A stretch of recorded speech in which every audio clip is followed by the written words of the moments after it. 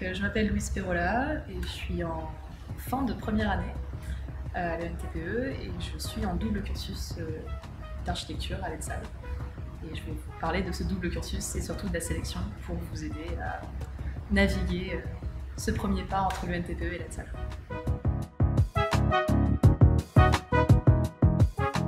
Donc, la filière dont je viens, j'ai fait une classe préparatoire, la filière PC, donc physique-chimie.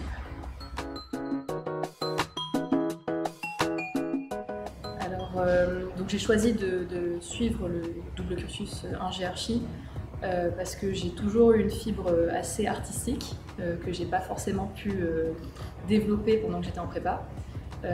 Et le fait de trouver un double cursus qui puisse à la fois allier mes compétences scientifiques et mes compétences plus artistiques m'a beaucoup intéressée.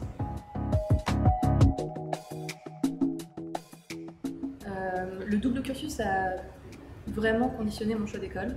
Je ne m'apprêtais pas forcément à faire une école dans les travaux publics. Et quand j'ai vu que le NTPE proposait en fait ce double cursus, ça m'a beaucoup intéressée, comme je l'ai dit précédemment.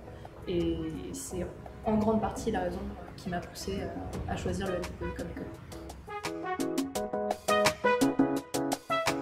Alors, la sélection archi se passe en 3 temps. Donc, la première phase, ça va être le rendu que vous avez fait pendant les vacances d'été et que vous rendez le lendemain de votre rentrée à l'ENTPE.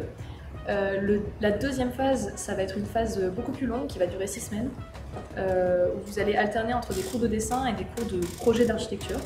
Les cours de dessin se font le mardi après-midi, tandis que les cours de projet d'architecture se font le jeudi après-midi. Et pendant les cours de dessin, donc, vous allez être évalué évidemment sur votre technique en dessin, mais surtout sur votre progression déjà sur ces 6 premières semaines. Alors que pendant le projet d'architecture, vous allez être évalué sur votre conception de l'architecture et comment vous avez pu créer de toutes pièces votre premier projet d'architecture. Et ensuite, la troisième phase, c'est une phase d'évaluation assez rapide qui va se passer en fait devant un jury.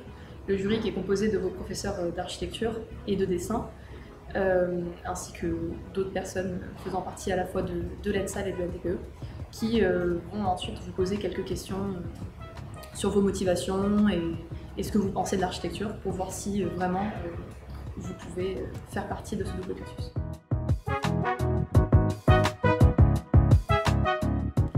Alors oui, c'est normal de ne rien comprendre au sujet qui est donné à faire pendant les vacances.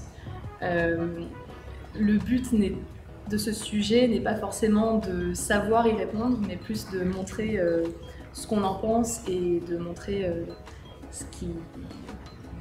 notre aspect, on va dire, plus créatif de la chose, donc comment on a interprété ce sujet. Par contre, je tiens vraiment à vous dire, préparez-le pendant les vacances, parce que se retrouver le jour de la rentrée et devoir le faire pour le lendemain, c'est vraiment pas génial. Donc voilà, préparez-le pendant les vacances.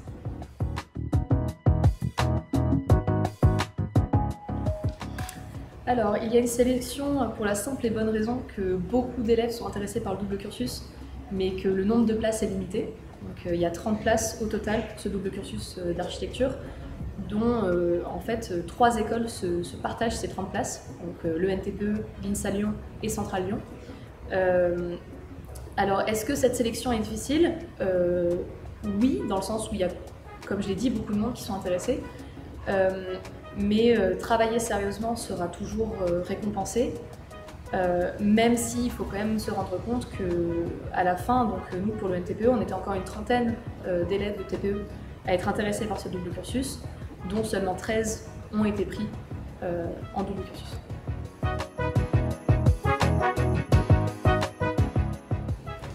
Alors non, pas de recette magique pour être pris. Ce que recherchent les professeurs, le jury, n'est pas écrit. Donc c'est vrai que là, en tout cas, je peux parler que de mon expérience personnelle. Tous les élèves qui ont été pris pour ce double cursus d'archi sont tous différents les uns des autres. Donc il n'y a pas un profil type à proprement parler.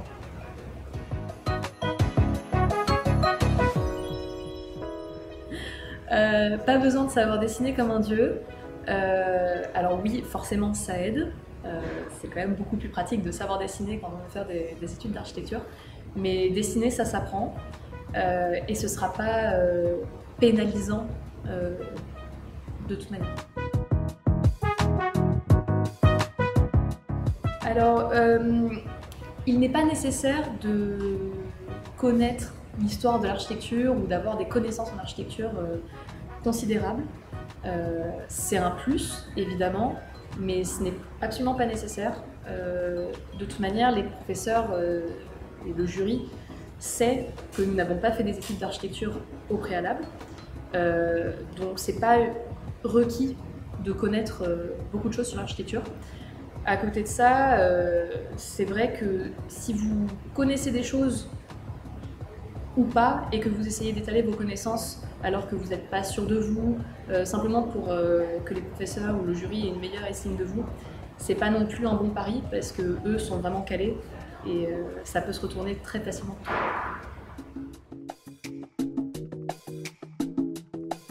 Donc il faut acheter le matériel, c'est une évidence puisque surtout pour les cours de dessin, vous allez en avoir besoin. Vous n'êtes pas obligé de l'acheter à l'avance. Donc il y a le club R, donc architecte ingénieur assemblé, donc c'est un club de l'ENTPE qui va faire des packs archi, donc avec à l'intérieur absolument tout ce dont vous aurez besoin et qui sont à un prix tout à fait correct pour ce qu'il y a dedans.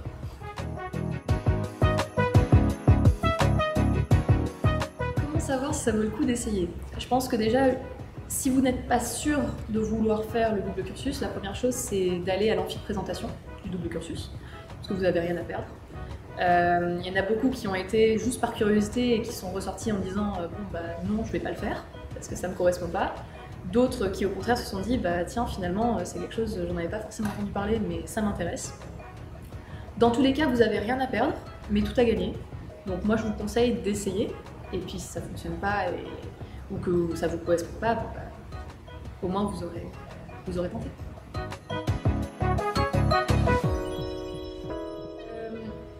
Donc au niveau du temps de travail, sur les 3 ans que vous allez passer à l'ENTPE en double cursus, ça va vous rajouter 450 heures de travail supplémentaires. Et quand je dis heures de travail supplémentaires, c'est simplement en cours. Il faut savoir qu'évidemment les projets ne se font pas que pendant les séances de projets qui sont inscrites à l'emploi du temps, il y a beaucoup de travail qui se fait à la maison. Donc c'est 150 heures supplémentaires par an. C'est beaucoup, ça fait 4 heures de plus le mardi après-midi et 4 heures de plus le jeudi après-midi.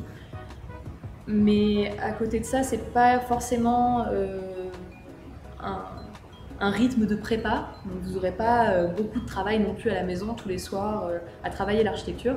C'est plus au moment de rendre les projets où forcément ça va être un peu l'angoisse de dernière minute de se dire bon bah voilà, est-ce que j'ai fini, est-ce que je continue, est-ce que j'ai finalement une nouvelle idée qui va émerger la veille pour le lendemain. Voilà, ça va vous donner du travail supplémentaire évidemment, surtout si vous êtes investi et que ça vous plaît. Mais pour la plupart, c'est pas un travail contraignant parce que on aime ce qu'on fait.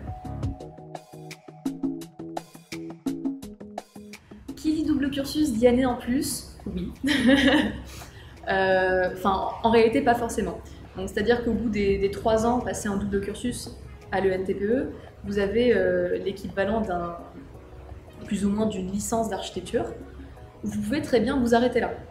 C'est pas une obligation de poursuivre en master, mais si vous décidez de poursuivre en master, bah, il faut ajouter à ces 3 ans préliminaires, on va dire, 2 ans supplémentaires de master.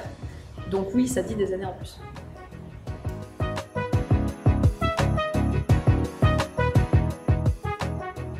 Quand on est fonctionnaire de l'ENTPE, il faut savoir qu'au bout des 3 ans passés à l'ENTPE, vous avez ce qu'on appelle la primo-affectation, donc c'est-à-dire votre premier poste au sein de la fonction publique.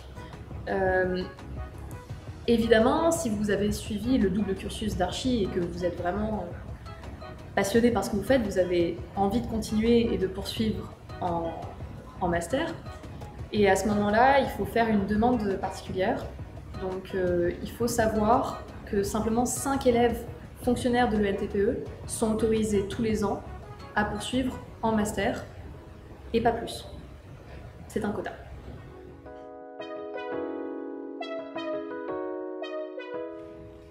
On ne paye pas à l'école d'archi en plus de la NTPE, on paye simplement les frais d'impression, donc de reprographie, lorsqu'on a des rendus à faire, qu'on veut les imprimer et avoir un beau papier glacé.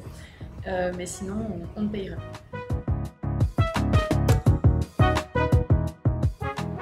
On n'est pas moitié ingé, moitié archi à la fin, on est à la fois ingé et archi, complètement. Alors c'est vrai que beaucoup de gens ont l'impression qu'on est un peu au milieu, qu'on n'est pas vraiment très compétent dans l'un, pas vraiment très compétent dans l'autre. Je ne suis pas d'accord avec cette définition de la chose.